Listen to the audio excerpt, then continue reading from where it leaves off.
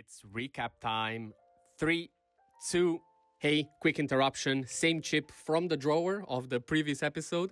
I'm just here to tell you that if you've already listened to the previous episode, you can skip directly to the recap part. Otherwise, I'll leave you with the intro.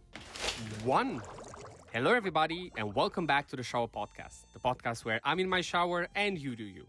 I'm your host, Chip, and this is an unusual intro to an already unusual intro that usually happens during the recap episodes.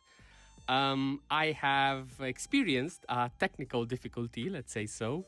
I am currently away for a vacation and I brought my laptop with me to edit, but unfortunately the blueprint of the recap episodes is not present on my laptop. I have no way of recovering it, so yeah, something new needs to be created. And for your curiosity, it is being created in the closet of the house where I'm staying just to improve as much as possible the audio quality. The recap episodes are still what you know. And if you don't know, if this is the first time you ended up on this channel, they are an interesting and fast way to give you the main points and ideas of old episodes and maybe make you interested enough to go back and watch the original episodes. And if you're a usual listener of the Shower Podcast, you already know the drill. And maybe also for you, it's a way to listen again to old ideas and make something new out of them. What else to say? If you ended up making it so far already, remember the liking and subscribing are really, really welcome. And as usual, stay consistent, stay resilient. This will be the Shower Podcast, and I'll see you tomorrow. Welcome to the deep dive. Today, we're taking a really fascinating journey through some pretty extraordinary stories of clarity, creativity, and success. Our good friend, host Chip, on his show, The Shower Podcast, he recently curated this brilliant series of shower stories that definitely caught our attention. He explored how these remarkable individuals found, pivotal breakthroughs in the most unexpected and often quite ordinary places. So if you find these insights intriguing, we really, really encourage you to go back and listen to Chip's original episodes. You got to catch the full, incredible narratives. Okay, so our mission today is to distill the most, let's say, potent nuggets of wisdom from these accounts Chip shared. We want to bring you the main topics, the key insights, and maybe a few smile-inducing moments, too. We'll be diving into the unique habits of screenwriter Aaron Sorkin, the beauty pioneer Madam C.J. basketball legend Kobe Bryant, and founding father Benjamin Franklin. Yeah, and what's truly compelling about this collection of stories Chip put together is how these figures, they seem so disparate, right? Different eras, different fields, but they all converged on this common, powerful theme, the transformative power of ritual, of routine, and intentional environments in really fostering greatness. We're going to explore those connections today. It's pretty fascinating stuff. Okay, let's unpack this then. Let's jump right into that first story Chip told. So we begin with an absolutely wild habit. This is from a celebrated screenwriter, Aaron Sorkin. You know his work. The West Wing, The Social Network, Steve Jobs, A Few Good Men. His dialogue is legendary. His scripts are just so dynamic, they almost breathe on the page. And Chip really highlighted Sorkin's rather unconventional approach to creative blocks. Sorkin admitted pretty candidly in a 2017 interview that during intense writing periods, he would sometimes take, get this, 6 showers a day. 6 showers. That just sounds exhausting, doesn't it? And after the first couple, you're definitely clean, so it clearly wasn't about hygiene. It makes you wonder, what on earth was he really doing in there? Exactly. That's what Chip dug into. For Sorkin, each shower was literally a reset button for his brain. He found the white noise of the water, it sort of blocked out distractions effectively. And the physical act itself, stepping away from the page, changing his environment, it gave his mind that crucial space it needed to, unfurl. He often emerged, he says, with the next line or the next plot twist or maybe that missing piece of his script. He didn't just passively wait for inspiration. He actively engineered an environment where it could reliably visit him. He created a rhythm, a specific kind of cocoon for his creativity. Okay, here's where it gets really interesting, especially when you contrast it with how most of us try to push through a mental block. We often just stare harder at the screen, right? Yes. Or worse, we fall into that black hole of scrolling on our phones, which isn't exactly a productive break, is it? Sorkin didn't just take a break, he ritualized it. He made it an active part of his creative process. He seemed to understand implicitly that his brain worked better in that, steamy, distraction-free zone. And he consistently went back to it, not out of desperation, but as a deliberate strategy. The insight here, I think, is pretty profound. Sometimes the fastest way forward is to stop, change environments, and come back with a clear head. It's counterintuitive, but really powerful. Right. And this brings up an important question for you, listening right now. Sorkin's results, an Oscar for The Social Network, they speak for themselves. The principle isn't about the shower itself, obviously. Could have been anything. What truly matters is the discipline of building a regular, intentional reset into your work routine. So for you, maybe it's a quick 10-minute walk outside, just physically separating yourself from your workspace. Or it could be a morning stretch routine that shifts your mental state, or even just a quiet coffee break away from your screen. The core idea, the takeaway Chip highlighted, is work, reset, refresh, and start stronger. It's about consciously disengaging so you can re-engage with renewed focus, actively engineering inspiration instead of just passively waiting for it when you're totally fried. Okay, so from Hollywood's unique creative resets, Chip then took us back in time to an equally inspiring historical figure whose groundbreaking work also began in an ordinary private space, Madam C.J. Walker. This is a truly powerful story about how, humble beginnings can spark extraordinary achievements. Yeah, and connecting this to the bigger picture, Walker's journey began with just immense hardship. Born Sarah Breedlove in 1867, her parents were formerly enslaved. She grew up in poverty, orphaned at 7, married young, widowed by 20. Life was, unequivocally stacked against her from the start. And compounding these challenges, she faced severe scalp problems and hair loss. This was a really painful and common issue for Black women at the time. And it wasn't just physical, it was deeply tied to dignity, confidence, even economic opportunity, because there weren't really any effective solutions available then. But instead of just accepting that lack of solutions, Chip explained how Walker decided she would solve it herself. And where did she do this groundbreaking work? In her own bathroom, specifically in her bathtub. It's incredible to think about, right? Such a transformative empire beginning in such an unassuming, intimate space. Her own little lab. Yeah. Exactly. That small, private space became her personal crucible of innovation. She mixed oils, pomades, ointments, experimenting, meticulously adjusting ingredients, often just through trial and error, until she finally had her breakthrough product, Madam's Walker Wonderful Hair Grower. Her persistence, her systematic testing, her refining, it all happened in private, in a sanctuary where she could fail without public judgment and just learn quietly. And isn't that how most profound breakthroughs happen? They're often messy, private, utterly unglamorous at first, long before anyone else sees the final polished result. Totally. And what's truly fascinating here, and Chip really drove this home, is how she scaled this. From a bathtub experiment into a multi-million-dollar empire, she didn't just bottle and sell her products. No, she traveled door to door across the South and East, personally teaching women how to use her creations, demonstrating the application, sharing the science behind it. Word spread like wildfire. This led to opening training schools for her agents, building this nationwide sales force of thousands of Walker agents. And these women weren't just employees. They gained financial independence, a real sense of pride, and a powerful community, challenging the societal norms of the time. By the time she died in 1919, she was recognized as America's first self-made female millionaire. Just incredible. It's such a powerful story. And it reminds us that greatness doesn't always need, grand boardrooms or sophisticated labs or a massive initial investment.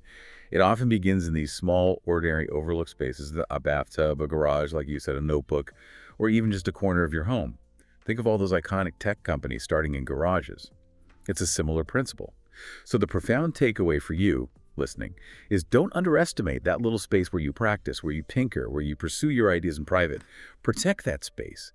Use it consistently. And keep going, because that's often where the seeds of your biggest, most impactful work are planted, long before the world ever sees them bloom. Absolutely. Okay, so moving from private bathtub experiments, Chip then transitioned us to the intensely public world of sports, exploring the legendary discipline of Kobe Bryant and his Mamba mentality.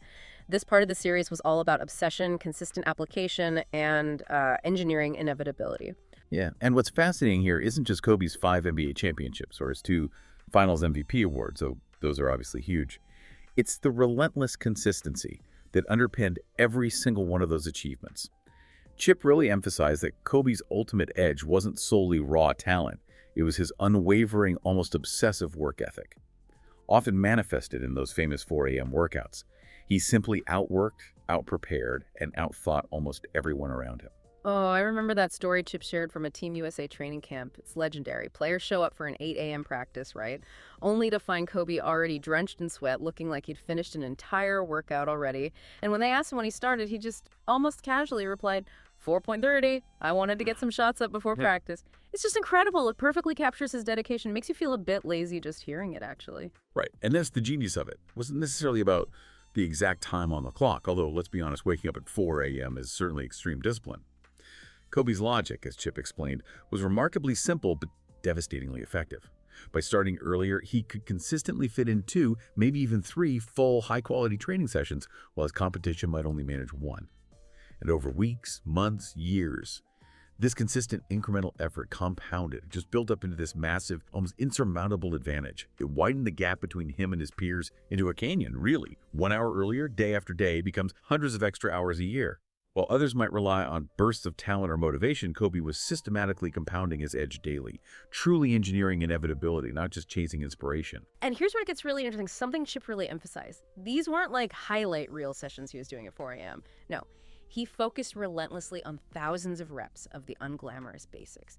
Dribbling drills, precise footwork patterns, free throws, just grinding fundamentals. He believed true mastery came from practicing these things until they were absolutely unshakable, basically second nature. That's why his game, even though it was complex, often looked so effortless and fluid. It wasn't effortless at all.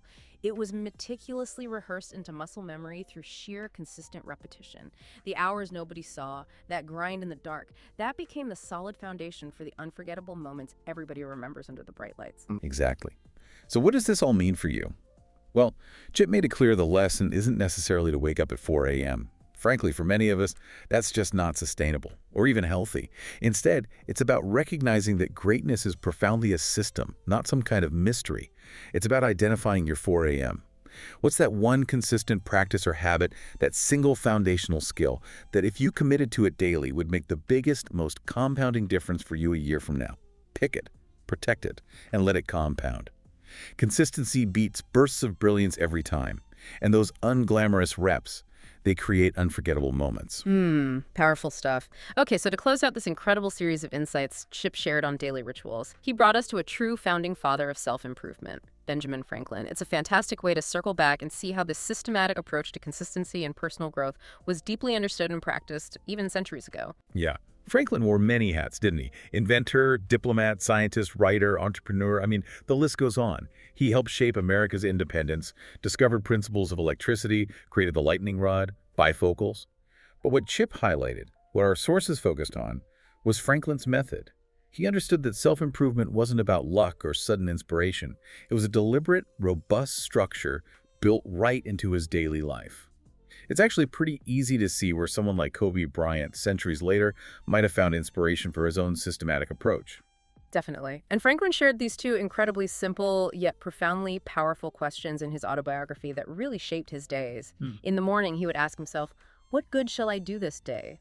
And then in the evening, he reflected on, what good have I done today? Simple, but so effective. Right. These weren't just nice reflections. They were anchors, like bookends for intentional living. Every single morning, he set a clear purpose, a target for his efforts. And every evening, he held himself accountable, checking his actions against that purpose.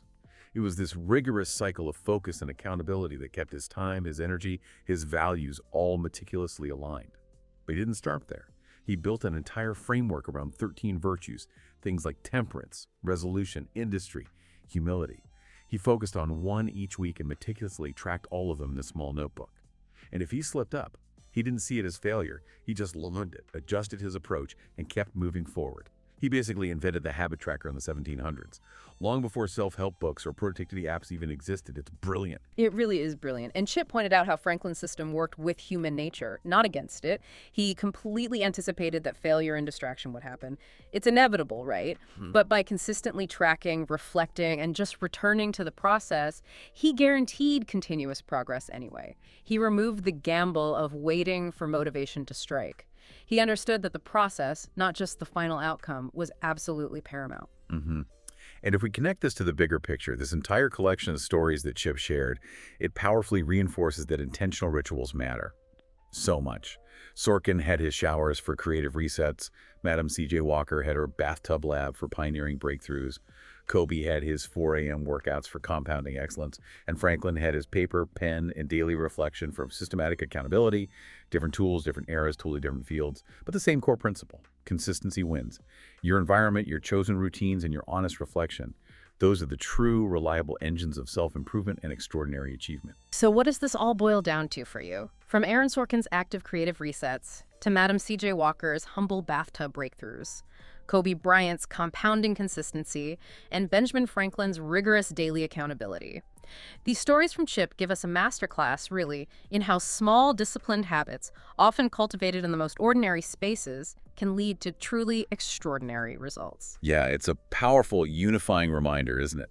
While motivation might ebb and flow like the tide, a well-engineered system of intentional rituals and consistent, focused effort provides the most reliable pathway to sustained growth and impact. It's really about being proactive, creating the conditions for your own success, rather than just passively waiting for inspiration to strike or, luck to intervene. Which brings us to an important question for you, our listener. Based on these incredible journeys Chip shared, what small, consistent ritual or maybe reflective question can you introduce into your daily life, maybe starting today? Something to start engineering your own inspiration, your own clarity, or maybe your own breakthroughs. Perhaps it's as simple as Franklin's 2 questions. Try asking them before bed tonight and then again tomorrow morning. No complicated apps or trackers needed, just you and a moment of intentional thought.